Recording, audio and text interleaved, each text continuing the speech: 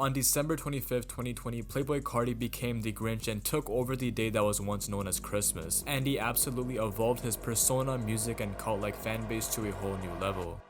So ever since Carti dropped Whole Lotta Red, the album has done extremely well, surpassing 1 billion streams and a project that really did age well. Let's look at how Playboi Carti's Whole Lotta Red became so successful and the overall impact the album had. Following Die Lit, Carti was on his Neon tour previewing new songs off of version 1 Whole Lotta Red, and a bunch, and I'm talking a bunch of songs were leaked, and some pretty notable ones being Pissy Pampered, Neon, Molly, and Cancun. And a lot of these songs were leaked without Carti even knowing leading to this. 5 minutes later.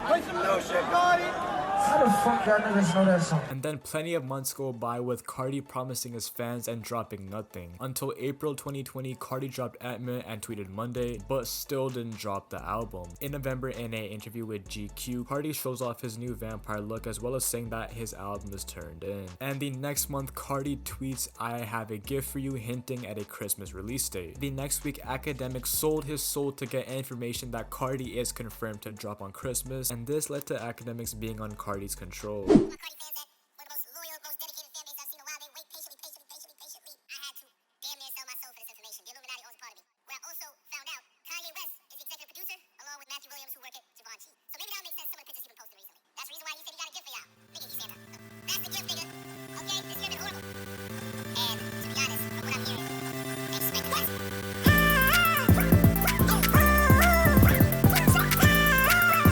So the album dropped on Christmas and fans hated it at first and making hella memes online. This was just something that fans didn't hear before besides new Neon and Place, which were on version 1 Whole Lotta Red. Also, this album was actually put out during quarantine, and the loud and experimental production was honestly made for concerts and festivals, and it just felt weird listening to it in a quiet room. And as festivals and concerts started making their way back, Carti showed his fans how much energy this album can bring to a crowd. The first instance being at Lollapalooza, when Carti had one of the best performances I've ever seen, besides the Miley Cyrus fans being tossed around in the mosh pit. It just told me that we have a crowd that collapsed, and honestly, that means you guys are doing so good. So let's keep this shit going. Let's go.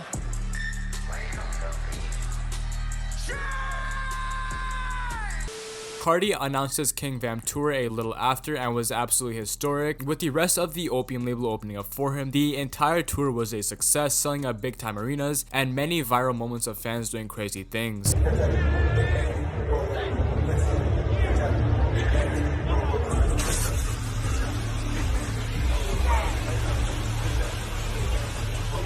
And just overall showing the world how great of a performer he is. And with this album, Carti started to experiment with a new sound, a hip-hop subgenre that became very popular in the past few years, also known as rage beats. This sound has become extremely popular in the underground, being used by artists like Carson, Yeet, Sofego, Can, and more. And this album really had a huge influence on new up-and-coming underground artists. And the replay value for this album is insane. It's been 2 years since it dropped, and I find myself listening to this album almost daily without it ever getting old. And whenever songs from this album are playing at any artist concerts, you already know the fans are turning the f up, bro. Since then, December 25th has become an extremely special day for Carti fans, and a day where we all come together and appreciate the absolute masterpiece Playboi Carti dropped. And with Carti not dropping for 2 years, he's arguably at the peak of his career, and I can only imagine how much his career is gonna skyrocket once his next album drops.